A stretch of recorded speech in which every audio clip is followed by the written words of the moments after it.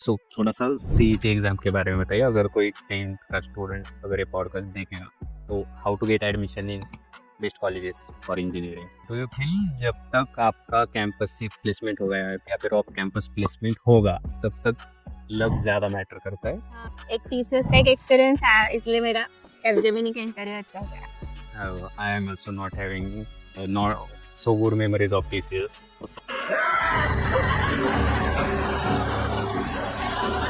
आई guess तब जब आप लास्ट ईयर में थे जीएसपी में तब चैट जीपीटी नहीं था।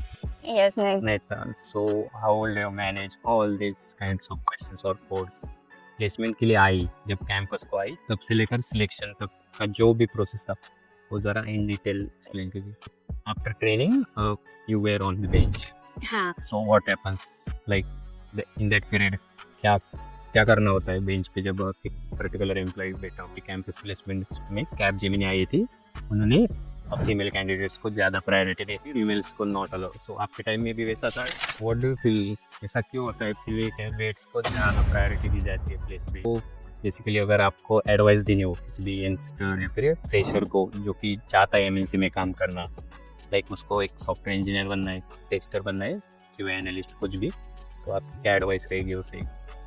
मेरी एडवाइस ऐसी मतलब रहेगी, अगर किसी को सॉफ्टवेयर टेस्टिंग इस डोमेन में अपना करियर बनाना है तो this is particularly podcast made for them. So basically we have a guest who has been working in the Capgemini MNC from past 2 years. She has been working with the Barclays project from past 1.5 year. So हमने इस particular podcast में बहुत सारे aspects के बारे में बात की है, लाइक कैपजेमिनी का सिलेक्शन प्रोसेस क्या रहेगा, इंटरव्यूज की लेवल कैसी होगी, how to crack them after selection, क्या क्या प्रोसेस रहता है, ऑनबोर्डिंग होने के बाद किस टाइप की ट्रेनिंग दी जाएगी आपको, क्या क्या असेसमेंट्स होंगे, उसको क्लियर कैसे करना है, क्या माइलस्टोन्स होंगे, उसके बाद अगर कोई बेंच पर होगा तो क्या सिचुएशन रहता है, how to handle it after you get on boarded in the any projects और in the team, what is the culture of working in the Capgemini. So basically this particular podcast is filled with the whole information about the Capgemini MNC and बहुत सारे other aspects के बारे में भी बात की है हमने इसमें, जो कि Capgemini प्रोवाइड करेगा आपको as a employee. So that's Ruchika on the beyond the code podcast. So enjoy today episode.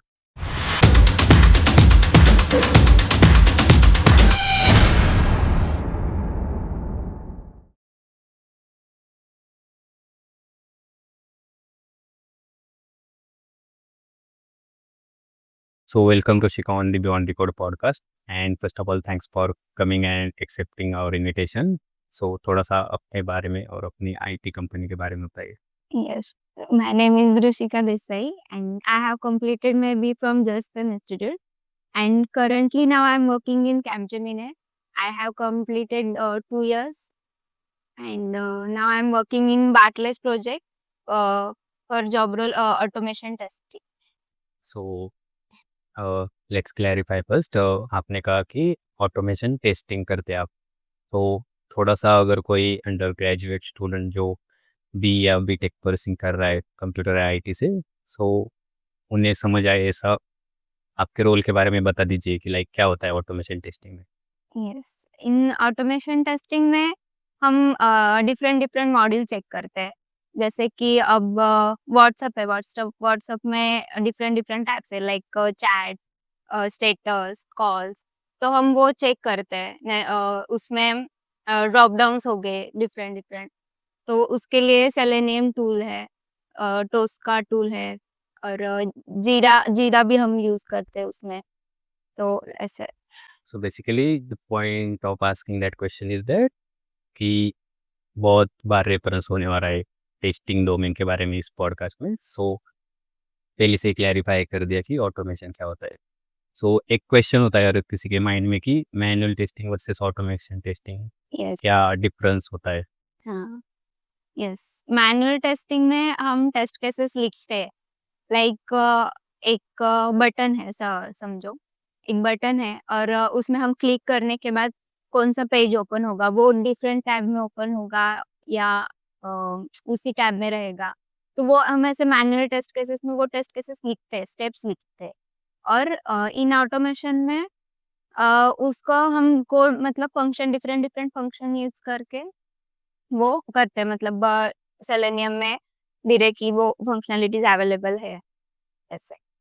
Okay, so basically, let's go back at your past and talk about some your schooling life and background of family.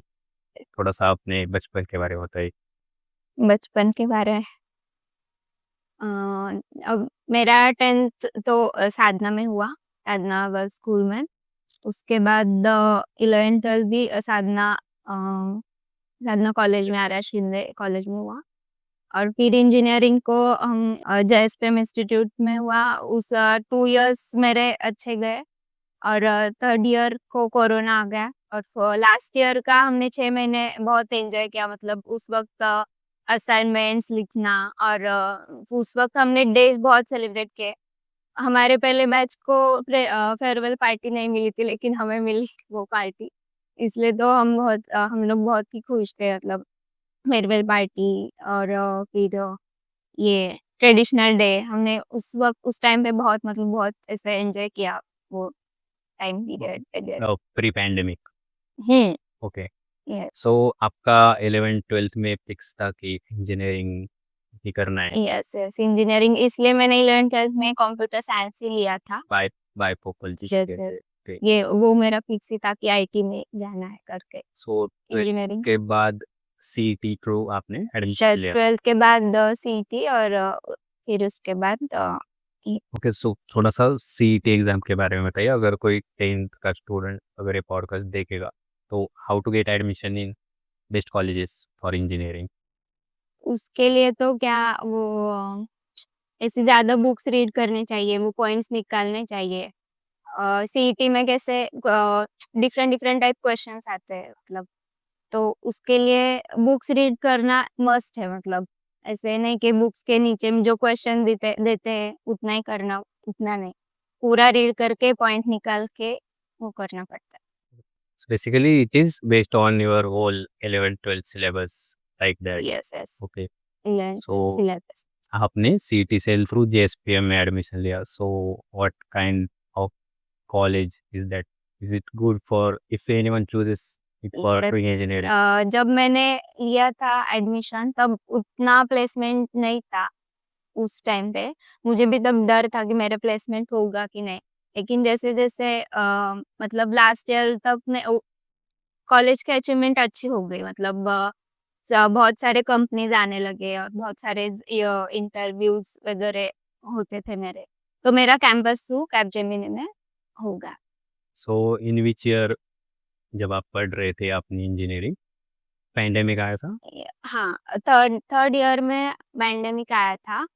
तो उस वक़्त बहुत सारे मतलब companies आ रहे थे। उस वक़्त टीसीएस, विप्रो, कैपजेमिनी, एक्सेंचर, तो मेरा कैपजेमिनी में अच्छा इंटरव्यू और उस टाइप सिलेक्शन। एमजेमिनी का इंटरव्यू क्रैक करने से पहले आपने कितने इंटरव्यूज दिए थे या फिर ड्राइव्स दिए थे? यस, कैपजेमिनी के पहले मेरा टीसीएस का पहला इंटरव्यू हुआ था। लेकिन वो टीसीएस का मेरा फर्स्ट इंटरव्यू था, तो इसलिए मैं बहुत पैनिक हो गई थी और बहुत डर लग रहा था। तो इसलिए वो मैं क्रैक नहीं कर पाई। लेकिन टीसीएस में टीसीएस का इंटरव्यू देने के बाद एक एक्सपीरियंस आया। इसलिए कैपजेमिनी का इंटरव्यू मुझे बहुत अच्छा गया। इंटरव्यू के पहले कैपजेमिनी की एग्ज़ाम थी, मतलब वो एग्ज़ाम में क्या होता है, इंग्लिश और डेटा स्ट्रक्चर पे 10-10 क्वेश्चंस होते। फिर बाद में एक बिहेवियरल का टेस्ट वगैरह होता है और फिर बाद में मेरा इंटरव्यू होगा। तो एक टीसीएस का एक एक्सपीरियंस आया, इसलिए मेरा कैपजेमिनी का इंटरव्यू अच्छा गया।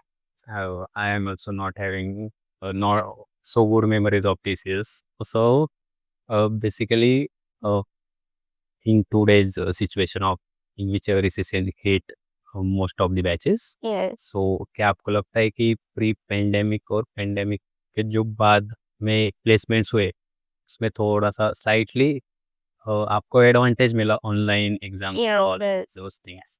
यस, बहुत फ़ायदा हुआ उस टाइम। मतलब पैंडेमिक सिचुएशन थी, लेकिन उसका हमें बहुत फ़ायदा हुआ क्योंकि सब ऑनलाइन ये इंटरव्यू बोलो तो एग्ज़ाम हुए और फिर बाद में अभी रिसेशन बहुत आया और उसके बाद बहुत, मतलब कंपनीज़ भी अब कम आने लगे और सब ये बहुत है अभी पैंडेमिक। पैंडेमिक का हमें बहुत फ़ायदा हुआ। सो बेसिकली आई गेस तब जब आप लास्ट ईयर में थे जेएसपीए में तब चैट जीपीटी नहीं था यस, नहीं। नहीं था so how will you manage all this kinds of questions और कोड्स गूगल पे ही सब सारा गूगल पे था। Okay so Google basically you needed to study a lot more yes, than current what is the situation so basically जब campus placement चालू हुए आपने प्रिपरेशन तब से ही चालू कर दिया था कि like I want to get yes, placement जब से कंपनी स्टार्ट हुआ है आने को, तब से मैं प्रिपरेशन चालू किया था, मतलब ऑन द लास्ट ईयर हाँ, लास्ट ईयर नहीं तो थर्ड ईयर से एंडिंग में चालू किया था, मतलब हाँ, सब बेसिक कॉन्सेप्ट्स, हुक्स कॉन्सेप्ट्स, जावा का बेसिक कोडिंग कि टीसीएस को कोडिंग लगता था और कैपजेमिनी में भी कोडिंग के क्वेश्चंस थे स्टार्टिंग में, ऐसा। कोडिंग तो बेसिक आना चाहिए और हुक्स कॉन्सेप्ट तो मेन है, जावा, हुक्स कॉन्सेप्ट ये सब मेन मेन पॉइंट्स थे।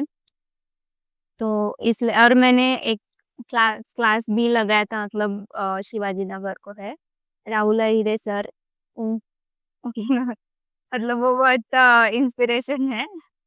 हाँ, उनकी वजह से मेरा इंटरव्यू क्रैक हुआ ऐसे बोले तो, कि वो पॉइंट्स है जरे बहुत अच्छे वो सब। ओके इस पे भी बात करेंगे और हम let's get deep dive into the Capgemini drive whole drive so आप फेज वन में ये बताइए कि जब कैपजेमिनी ने प्लेसमेंट के लिए आई जब कैंपस को आई तब से लेकर सिलेक्शन तक का जो भी प्रोसेस था वो ज़रा इन डिटेल एक्सप्लेन कीजिए एक्चुअली कैपजेमिनी का कैसा है, बहुत लेट रिप्लाई आते थे उनके, मतलब जब एग्जाम हुआ उनके उसके बाद भी 2-3 महीने के बाद उनका रिप्लाई की सिलेक्शन हो गया है। और फिर उसके बाद एक मतलब 6-7 महीने के बाद हमें जॉइनिंग आई सब, मतलब हम जो सिलेक्ट हुए थे स्टूडेंट, हाँ, तो हम उसका बहुत लेट रिप्लाई आता है कैपजेमिनी का।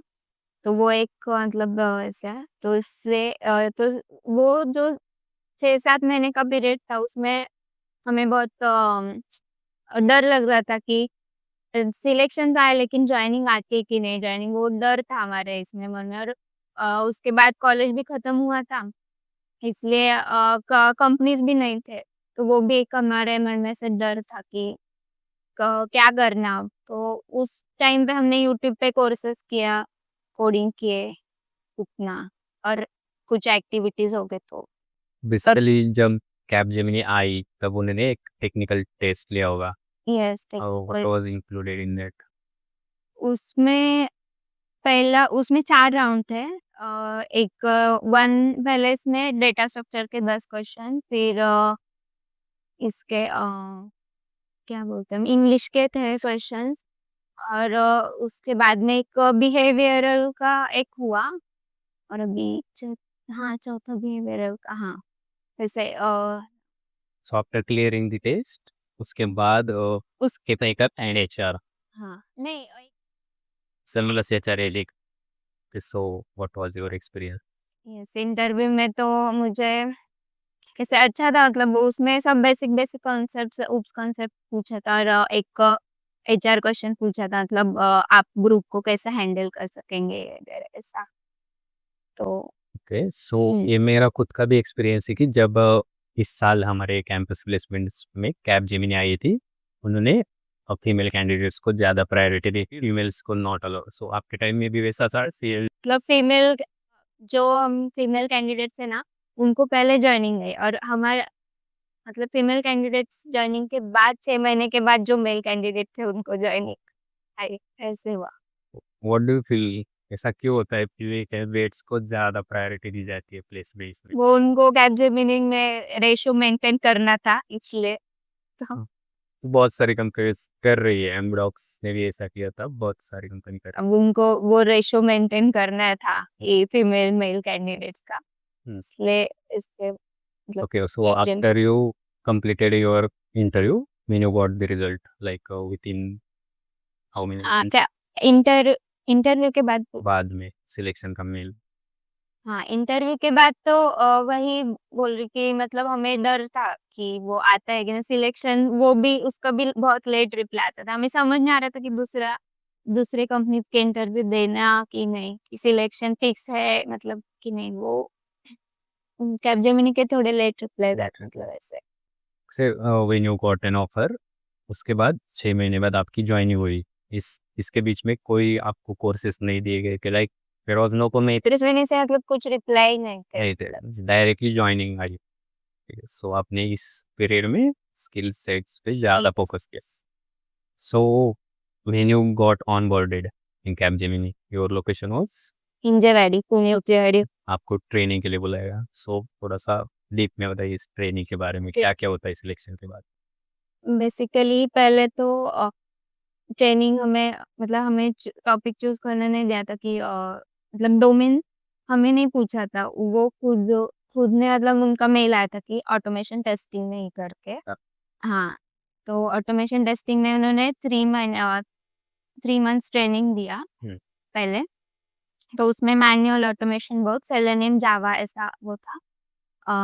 बी एंड वी बोलते हैं, validation and verification and verification and validation. हाँ, तो उसका मतलब हमें ट्रेनिंग दिया और फिर बाद में 6-7 महीने तो मैं बेंच पे थी, उनके पास भी ज़्यादा प्रोजेक्ट नहीं थे। तो वो उ उस टाइम हमने मतलब एन्जॉय भी किया और स्किल्स भी हमारे मतलब कोर्सेज़ किए ज़्यादा, सर्टिफिकेट्स के, यूडेमी के, वो कैपजेमिनी से प्रोवाइडेड है। और फिर हम थोड़ी देर बाद ये बैडमिंटन खेलने जाते थे, स्पोर्ट्स एक्टिविटीज़ है। वैसे कंपनी में they have good campus, like boot camp. you can all can have fun. Yes, yes. Yeah. Sports में भी अलग-अलग डिफरेंट उनके मैचेस होते हैं। हाँ, so basically 6 से 7 महीने आपकी ट्रेनिंग चली। इसके 3 मंथ्स या Three- और फिर 6-7 महीने बेंच पे थे प्रोजेक्ट में। सो इन दोज 3 मंथ्स आपके असेसमेंट्स भी होते हैं, वो कि आपको क्लियर करने होंगे। हाँ, 3 टू 4 एग्ज़ाम्स हुए हमारे, L1, L2 और फाइनल एग्ज़ाम होती है। L1 में कैसे एमसीक्यूज़ ही रहते हैं और L2 में कोडिंग का रहता है और फिर बाद में एमसीक्यूज़ और फिर हैकर की एक एग्ज़ाम दी थी कोड ऐसा की। किसी के साथ हुआ कि उस वो क्लियर नहीं कर पाया वो पर्टिकुलर टेस्ट, वो निकाल देते हैं या फिर एक चांस? मतलब ऐसा हमारे बैच में तो ऐसे नहीं हुआ, लेकिन हमारे नेक्स्ट बैच थी, उसमें 4-5 कैंडिडेट्स उन्होंने निकाल दिए थे। मतलब उनकी एग्ज़ाम क्लियर हुई, लेकिन बाद में भी उन्होंने और एक एग्ज़ाम ली और उससे उन्होंने कैसे फ़िल्टर किया, वो नहीं मालूम, लेकिन 4-5 कैंडिडेट्स निकल। डू यू फील जब तक आपका कैंपस से प्लेसमेंट हो गया है या फिर ऑफ कैंपस प्लेसमेंट होगा, तब तक लक ज़्यादा मैटर करता है? हाँ, लक ज़्यादा मैटर करता है वो। मतलब हाँ, ऐसे मतलब डर था कि नहीं कि क्या होगा, कैसे, क्योंकि रिसेशन भी चालू है और वो मतलब लक है, ज़्यादा मैटर वो एक करता है। फैक्टर वो होता एक है फैक्टर है, मतलब का। 99% एफर्ट्स है और 1% लक, बट ये। After when you get placed, आपको करनी होगी, हार्ड वर्क करने लगा, टिके रहना है तो ट्रेनिंग वगैरह में। So basically it was offline training नहीं, नहीं, या सो जाके offline training camp. Offline. So after training you were on the bench. हाँ, so what happens like in that period, क्या क्या करना होता है बेंच पे जब एक पर्टिकुलर एम्प्लॉय बैठा हो? बेंच पे होते तब मतलब कैसे ऐसे हम हमारा ही मतलब ऐसे सैलरी चालू होती है, कुछ काम नहीं होता, वो मतलब बहुत फन होता है उस टाइम। मतलब हम कुछ भी कर सकते, तो उस टाइम हमने कोर्सेज़ भी किए, यूडेमी के सर्टिफिकेट्स किए और फिर खेलने भी जाते थे कुछ एक्टिविटीज़ और फिर हम कभी-कभी गॉसिपिंग करते रहते थे। मतलब वो अच्छा पीरियड होता है बेंच पीरियड मतलब। लेकिन एक प्रोजेक्ट का डर रहता है कि मतलब नहीं, क्या नहीं मिला तो कैसे? और फिर बाद में क्या हुआ, एक-एक जन को जब प्रोजेक्ट मिलता था तब हमें डर लगने लगा कि अरे! इनको प्रोजेक्ट मिला, इनको प्रोजेक्ट, कोई प्रोजेक्ट मिला। तो 6-7 महीने मुझे बैकलेस का प्रोजेक्ट मिला। उसमें अभी मुझे 1 ईयर हुआ है। ओके। जब आप बेंच पे होते हो, तब आपको ये पता होता है कि लाइक मैंने ऑटोमेशन टेस्टिंग में ट्रेनिंग कंप्लीट की है, मैं उसी में जाऊँगी या फिर किसी में नहीं, ऐसा कुछ नहीं है, ऑटोमेशन टेस्टिंग के ही प्रोजेक्ट आपको मतलब। आपके ही डोमेन में भेज देंगे करके। It's I guess really good thing. आपको स्विच नहीं करना पड़ेगा ज़्यादा टाइम से। बहुत कंपनीज़ में करना पड़ता है because it is not mandatory कि आपको जिस डोमेन में ट्रेनिंग मिले, कोई प्रोजेक्ट मिलेगा रिक्वायरमेंट के हिसाब से वो नहीं। कर देते। ऑटोमेशन टेस्टिंग के फिर हमें प्रोजेक्ट आने सो लगे। जब आप ट्रेनिंग करते हो आपको सैलरी मिलती है? यस, यस, सैलरी वो पूरा मैं ट्रेनिंग के साथ ही चालू हो के जाता साथ है, ही चालू। Like directly salary not stipend. नहीं, डायरेक्ट सैलरी चालू हुई थी। उनके यहाँ पहला 2 इयर्स का बॉन्ड था, लेकिन अभी वो बॉन्ड निकाल दिया है। अभी फ्रेशर के लिए कोई बॉन्ड? नहीं, अभी नहीं, कोई बॉन्ड नहीं है अभी। सो you got a project of Barclays. Bachelor. You have been working in that Yes, for yes, now I'm working in past 1 Bachelor's year. only. नहीं, I am working in Bachelor's only.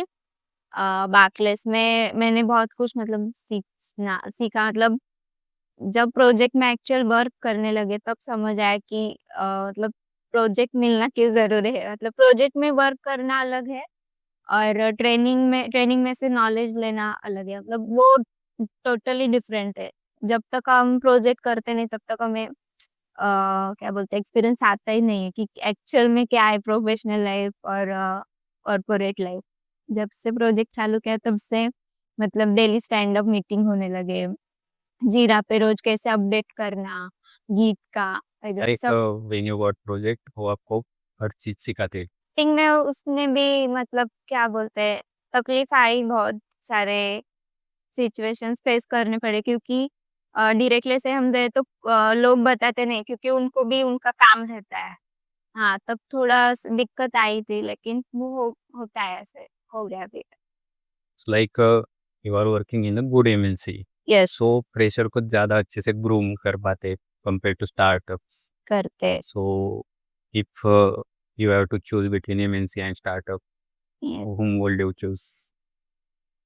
ऐसे नहीं, Capgemini basically अच्छा है। हाँ, मतलब उसका workload भी और बाकी कैंपस को अच्छी कंपनी में सजेस्ट करेंगे। सो बहुत से फ्रेशर्स को एक क्वेरी होती है कि like they will complete the training, वो बेंच पे भी जा सकते and in they complete their bench period उनको एक प्रोजेक्ट मिलता है। सो एक प्रोजेक्ट मिलने के बाद का प्रोसीजर क्या होता है उस कैंडिडेट के लिए? के डिसीजंस होंगे, हर चीज़ सिखाई जाएगी। हाँ, वो वैसे बोले तो अब वो प्रोजेक्ट पे डिपेंड होता है। प्रोजेक्ट के जो मतलब लोग होते हैं, मैनेजर।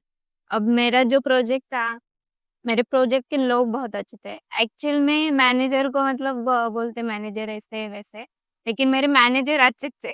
वो हाँ, डिपेंड्स करता है टीम, आपके टीम्स पीपल, टीम। वो मेरे मैनेजर अच्छे थे, बहुत सपोर्टिव थे, मतलब समझ लेते थे सब।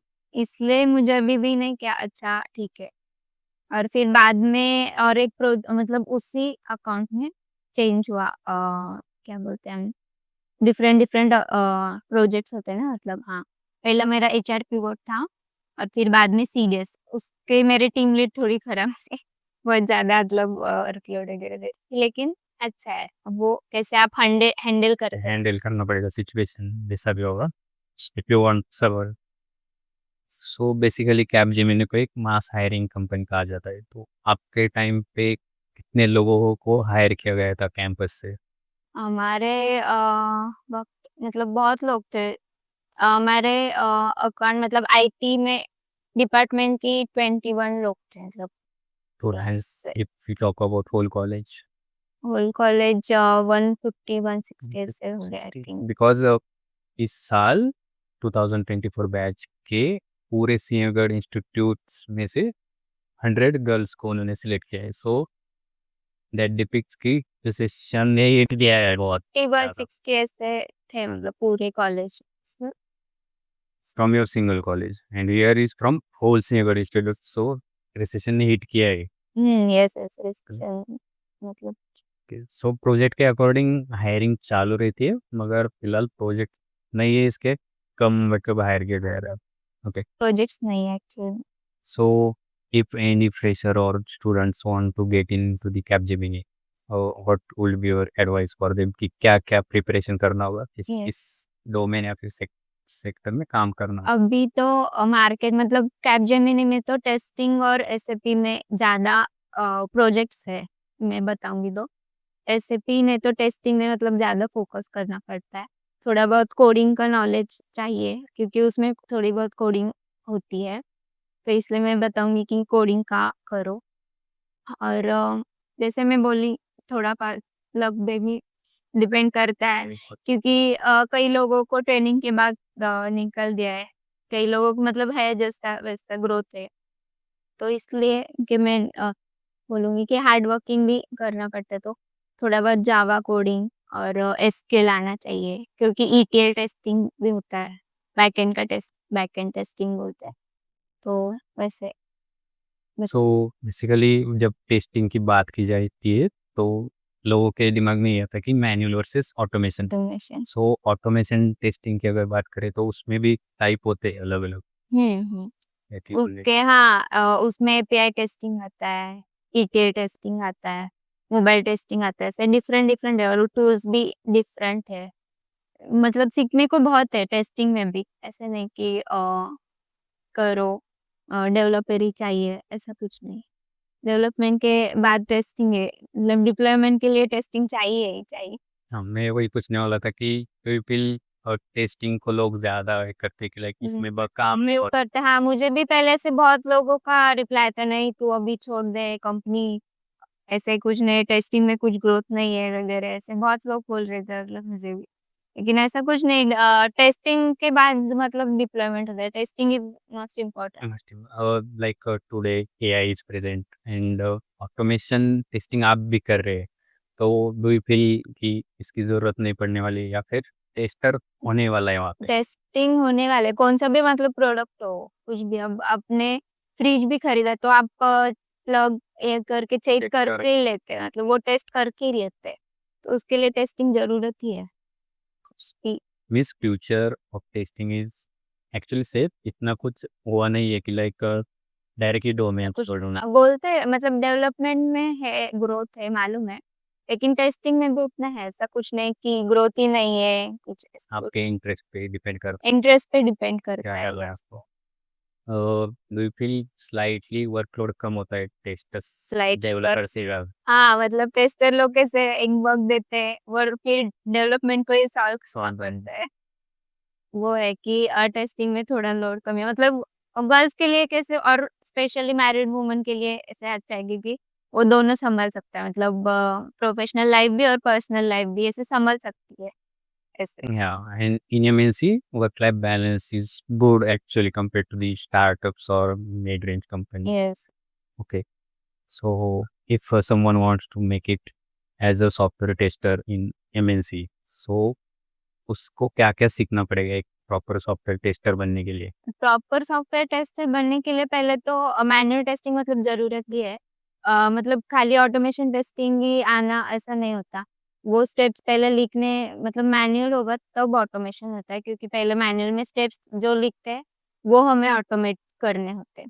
इसलिए पहले मैनुअल टेस्टिंग करके ही फिर ऑटोमेशन करना पड़ता है। ऐसे नहीं कि मेरा ऑटोमेशन है, मैंने पूरा ऑटोमेशन में ही काम किया। मैंने मैनुअल में भी थोड़ा पर बहुत काम किया है, फिर ऑटोमेशन में ऐसे दोनों मतलब काम करने फिर पड़ते हैं कभी। आपको जब प्रोजेक्ट मिल जाएगा, आपको डायरेक्टली ऑटोमेशन टेस्टिंग ये नहीं देंगे, नहीं देंगे हाँ, मतलब धीरे-धीरे से ते कभी-कभी देंगे, मिल भी सकता है, डिपेंड ऑन लक मिल भी सकता है।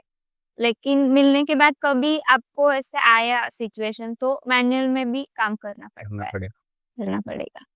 सो अब बहुत सारे फ्रेशर्स को या फिर स्टूडेंट्स को जो प्लेस हो चुके हैं उन्हें एक लोकेशन प्रेफरेंस का रहता है कि लाइक मुझे पुणे ही चाहिए, मुझे हुँ। बैंगलोर चाहिए। So Capgemini considers location preferences like you are from Pune, आपको पुणे लोकेशन मिल गया।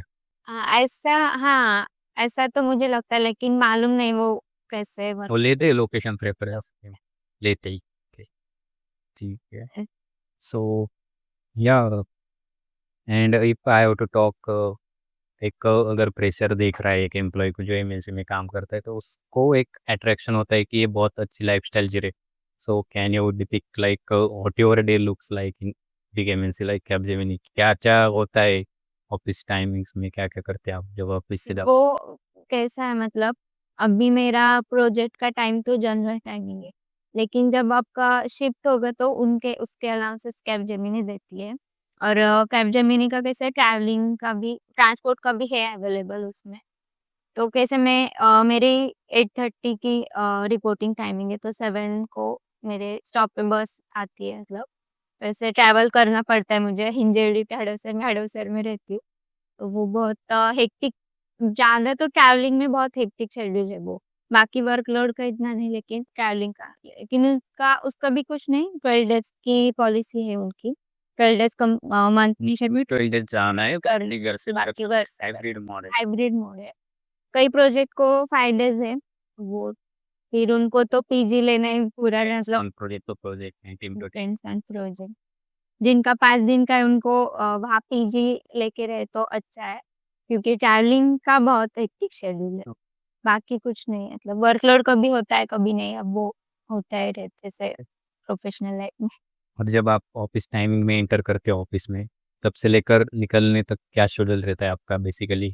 क्या-क्या चीज़ें होती रहती है? वैसे तो 8:30 टू मतलब 11 तक पहले तो ब्रेकफ़ास्ट कर लेते हैं, फिर थोड़ा और कॉफ़ी ब्रेक लेते हैं, फिर बाद में 1 बजे तक फिर हम जो काम होता है, वो करने का, और फिर 1 से 2 बजे तक लंच ब्रेक रहता है, और फिर 2 से 4 बजे तक फिर हमारा जो शेड्यूल है वो, और फिर 4 बजे ब्रेक लेते हैं, कॉफ़ी ब्रेक, और फिर 6 बजे हुआ 8:30 टू 6 मेरा टाइम है। It's a good balance of work and your professional life also and personal life also. Life person वैसे। So अगर कोई फ्रेशर कैपजेमिनी जॉइन करता है एज़ अ फ्रेशर, अगर वो फ्रेशर को वैसे जब फ्रेशर जॉइन करता है तो मतलब 3 महीने पहले 3 महीने बहुत लोड देते हैं, क्योंकि बहुत टेंशन होता है कि ये एग्ज़ाम निकालनी है, L1 निकालना ही है, L2 निकालना ही है।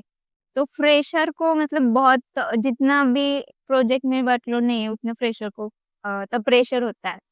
तो जब फ्रेशर होता है तब मतलब बहुत प्रेशर होता है। लेकिन उसके बाद ठीक है, मतलब प्रोजेक्ट मिलने तक हम उतना कर सकते हैं। एक बार आप फुल टाइम हो गए तो इतना कुछ सब नहीं, कुछ आपका नहीं, प्रोजेक्ट देखना है। लेकिन प्रोजेक्ट मिलने तक थोड़ा डर रहता है कि प्रोजेक्ट जल्दी मिलना चाहिए, क्योंकि नहीं बेंच में ज़्यादा भी सेफ नहीं ना, या ऐसे। नाउअडेज़ कॉम्पिटिशन बहुत बढ़ गया है। और इसकी वजह से असेसमेंट्स एंड टेस्ट हर कंपनी लेती है फ्रेशर के लिए, और उसमें से डिस्क्वालीफाई भी किया जाता है। पास्ट फ्यू ईयर्स अगो ऐसा नहीं होता था, because there were kind of competition today this. लेकिन अभी बहुत कॉम्पिटिशन हुए, इसलिए बेंच पे रहना इतना भी सेफ नहीं है। नहीं है। Hmm. Like if I would ask you, tell me one good thing about Capgemini and one bad thing about Capgemini. One good thing, good तो ऐसे मतलब है एक्टिविटीज़ है, और स्पोर्ट्स में लेते हैं, और मतलब सब कुछ है। Fun work. फन भी लेते हैं, और बैड बोले तो कैसे थोड़ा फर वर्कलोड होता ही है, Oh, वैसे सभी और कंपनी कम सभी कंपनीज़ में होता है। तो कभी-कभी वो वर्कलोड भी हैंडल करना पड़ता है। थोड़ा कैंटीन का फूड अच्छा बनाना चाहिए। ओके। लाइक अगर कोई फ्रेशर ज्वाइन कर रहा है Capgemini as a software tester और सॉफ्टवेयर इंजीनियर और associate software engineer, the salary range he can expect, like कितनी एलपीए सैलरी वो एक्सपेक्ट कर सकता है कंपनी से? कंपनी से मतलब अभी 4.5 से पैकेज दे रहे अभी। दे लाइक पर पैसा से आप एक्सपेक्ट कर सकते हो कि कैपजेमिनी दे देगा। Okay. So basically, it's, I guess, you are doing good in Capgemini. You are having a good, happy and yes, quick to accept. Satisfied. Yeah. Hmm. So like, if अगर कोई fresher को एक automation testing सीखना है manual करने के बाद, तो किस टूल्स का ज़्यादा इस्तेमाल किया जा रहा है आज की डेट में एमएनसीज में, जो कि उसे सीखने चाहिए अच्छा होगा? अभी तो ऐसे टोस्ट का ज़्यादा चल रहा है, और मतलब मेरा तो सेलेनियम में है, लेकिन अभी टोस्ट का और एपीआई टेस्टिंग मतलब बहुत ज़्यादा चल रहा है। हुँ। उसका हाँ, टोस्ट का इधर टूल है। सेलेनियम आउटडेटेड कहा जाता है, ऐसा सच में है? हुँ। नहीं, और नहीं, डज़ इसमें नॉट कुछ लाइक नहीं, मतलब सेलेनियम का भी बहुत अभी किया जाता किया जाता है, और मतलब वो नए-नए टूल्स आए इसलिए उसको ऐसे बोलते हैं, लेकिन ठीक है, वो उसके भी हम मतलब यूज़ करते हैं हम, जीरा, गिट ऐसे ही। है। अगर जैसे-जैसे प्रोजेक्ट नई रिक्वायरमेंट बढ़ती रहेगी, आपको भी कुछ सीखना पड़ता है न्यू टेक्नोलॉजी। हाँ, बहुत मतलब डिफरेंट जैसे प्रोजेक्ट में हम स्विच करते हैं, बहुत न्यू टेक्नोलॉजीज़, न्यू क्या बोलते हैं हम, ऐसे न्यू फंक्शंस, न्यू एप्लीकेशन जैसे बहुत नया-नया खुद सीखने को को मिलता है। अपग्रेड करता है ना। हाँ, करता। अगर कोई एम्प्लॉय है जिसने ट्रेनिंग कंप्लीट की और वो प्रोजेक्ट पे 2-3 साल हो गए, like you have completed your 1 and half year till you got the project, so ऐसे एम्प्लॉयज पे भी एक ले ऑफ का खतरा रहता है कि लाइक हो सकते हैं या फिर फ्रेशर्स पे ज़्यादा रहता है मतलब प्रोजेक्ट मिलने के बाद भी lay off.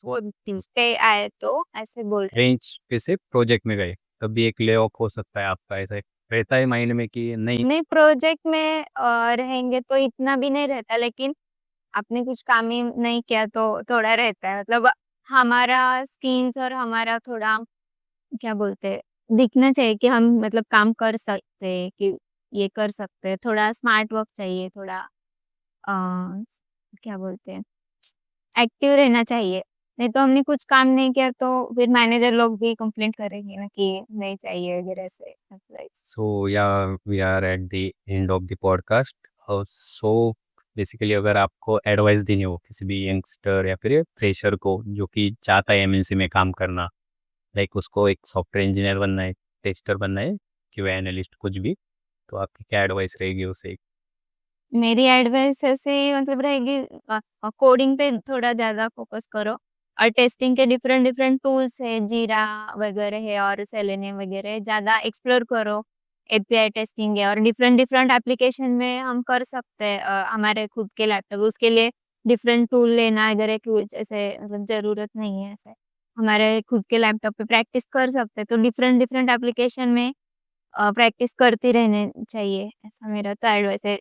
Test as a tester बनना है तो टेस्टिंग के एंड लाइफ में डू यू फील अगर कोई किसी पर्टिकुलर जॉब के लिए अप्लाई कर रहा है तो resume and your projects impacts a lot work on it? Yes, resume मतलब अच्छा, मतलब जो रेज़्यूम में है वही इंटरव्यू में पूछा जाता है। जो प्रोजेक्ट्स है हमने वो जो प्रोजेक्ट किए वो मतलब कैसे एक्सप्लेनेट अच्छे से अच्छे करना से करना आना पड़ेगा। चाहिए। लाइक आपने जो भी प्रोजेक्ट किए थे वो रियल रखो, ये जितना रियल होगा उतना अच्छा होगा, अच्छा होगा। उसके बाहर का नहीं पूछा जाता। नहीं, रेज़्यूम में जो मेंशन किए वो उतना आना ही चाहिए, मतलब उसके बारे में। उसके जो रेज़्यूम में मेंशन किया है वो ही पूछते हैं। Okay. So that's it for today, and it yes, was really fun and a lot of learnings from talking to you. And we hope you will definitely return to the Beyond Deeper podcast. Thank you Thank so you so much. much.